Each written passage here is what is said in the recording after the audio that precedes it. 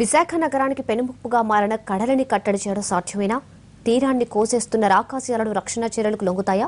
సాధ్యమే అంటోంది national institute of ocean technology సంస్థ. బీచ్ కోతల నివారణ కోసం ఏం చేయాలో జీవీఎంసీకి సమగ్ర నివేదికను అందజేసింది. విశాఖ తీరంలో కడలి కల్లోలం సృష్టిస్తోంది. పర్యాటకులకు ఆహ్లాదాన్ని పంచే బీచ్లు అలల ఉధృతికి గల్లంతైపోతున్నాయి. ఆర్కే బీచ్ నుంచి భీముని పట్టణం వరకు కోతకు గురైన తీర ప్రాంతం కళావిహీనంగా మారుతోంది. ఋషికొండ, కురుసుర సబ్మెరైన్ మ్యూజియం దగ్గర బండరాళ్లు సైతం కొట్టుకుపోతున్నాయంటే కెరటాల దెబ్బ ఏ స్థాయిలో ఉందో అర్థం చేసుకోవచ్చు. ప్రతి ఏటా నగరం వైపు చొచ్చుకు వస్తున్న సముద్రం ప్రజల్ని, అధికారుల్ని భయాందోళనకు గురిచేస్తోంది. రక్షణ గోడలు కూలిపోయి, రోడ్లు కొట్టుకుపోయి సాగరం సృష్టిస్తున్న బీభత్సం ఏటేటా పెరుగుతోంది తప్ప తగ్గట్లేదు. రుతుపవనాల సీజన్ మారిందంటే తీర ప్రాంత ప్రజలకు టెన్షన్ మొదలైనట్టే లెక్క. కొద్ది రోజుల క్రితం ఋషికొండ తీరంలో విరుచుకుపడ్డ కెరటాలు చిరు వ్యాపారుల పొట్టగొట్టాయి. ఈ రోజు మాత్రం చాలా నష్టపరి వ్యాపారాలు చేసే వాళ్ళకి చాలా ఇబ్బంది జరగడం జరుగుతుంది. ఆ పర్యాటకులు రావడం కూడా తగ్గిపోయింది. ఇది కొట్టుకోవడం మోవడం వల్ల దీనివల్ల మరి ప్రభుత్వం దేనివల్ల సహకరించాలని మేము కోరుతున్నాము. చూస్తున్నారు ఋషికొండ బీచ్ గతంలో అయితే చాలా ఆహ్లాదకరంగా ఉండేది. పర్యాటకులు కూడా చాలా ఎక్కువ మంది వచ్చారు.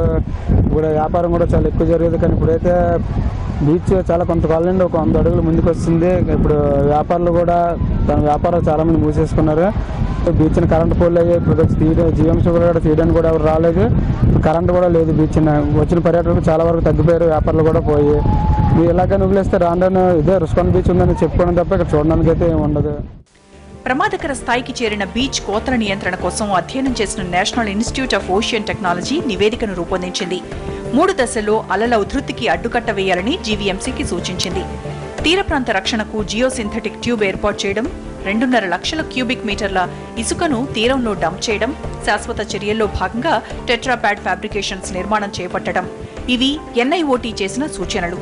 సుమారు 95 కోట్ల రూపాయల అంచనా వ్యయంతో చేపట్టనున్న ఈ పనులకు డీటెయిల్డ్ ప్రాజెక్టు రిపోర్ట్ సిద్ధం చేసే పనిలో నిమగ్నమైంది జీవీఎంసీ.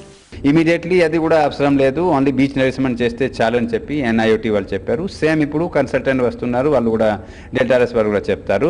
దానికి funding already AP disaster restoration project world bank funding కింద $25 మిలియన్ కేటాయించడం జరిగింది. ఆ ఫండ్తో ఎన్ని డీటెయిల్ ప్రాజెక్ట్ మనకు project management consultant PMC appoint చేసుకోవాలి. దానికి టెండర్ పిలిచాము. దీనిలో environment impact assessment EIA CRZ clearance సంబంధించి కన్సల్టెంట్ ఉండాలి. వాళ్ళు క్లియరెన్స్ తీసుకువస్తారు. అది కూడా టెండర్ పిలవడం జరిగింది. మీన్ వైల్ మన షార్ట్ టర్మ్ మేజర్లో బీచ్ నరిస్మెంట్ చేసుకోవాలి. ఇసుక కొరత కారణంగా జరుగుతున్న తీర ప్రాంతం కోతలను తగ్గించేందుకు విశాఖపట్నం పోర్ట్ ట్రస్ట్ వీపీటీ కూడా కీలక చర్యలు చేపట్టింది. ఐఎఫ్ఆర్ గడువు సమీపిస్తున్న తరుణంలో డిసెంబర్ మొదటి వారంలోనే డ్రెడ్జింగ్ చేపట్టాలని నిర్ణయించింది. సుమారు 4 లక్షల క్యూబిక్ మీటర్ల ఇసుకను వీపీటీ, మరో 2 లక్షల క్యూబిక్ మీటర్ల ఇసుకను గంగవరం పోర్ట్, ఆర్కే బీచ్ పరిసరాలకు తరలించనున్నాయి. హార్బర్లో ఉన్న శాండ్ ఇవన్నీ అరౌండ్ 2.5 lakh క్యూబిక్ మీటర్స్ సుమారు ఉంటుందని ఎక్స్పెక్ట్ చేస్తున్నాము. తర్వాత గంగవరం పోర్ట్ సైడ్ నుంచి కూడా హెల్ప్ తీసుకోవాలి. ఎందుకంటే వాళ్ళ దగ్గర శాండ్ బాగా ఉంది. ఎందుకంటే వాళ్ళ శాండ్ ట్రాప్లో శాండ్ ఎక్కువ ఉంది కాబట్టి అక్కడి నుంచి కూడా కొంత చేయడానికి కలెక్టర్ గారికి కూడా చెప్పడం జరిగింది, వాళ్ళను కూడా ఇన్వాల్వ్ చేయమని. సో అందరూ కలిసి చేస్తే కనుక డెఫినెట్లీ మంచి ఎఫెక్టివ్నెస్ అట్లీస్ట్ షార్ట్ టర్మ్.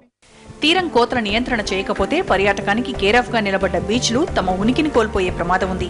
ప్రణాళికాబద్ధంగా వ్యవహరించి నిర్ణీత సమయంలో బీచ్ కోతల నుంచి స్టీల్ సిటీని రక్షించాలన్నది విశాఖ జనం డిమాండ్.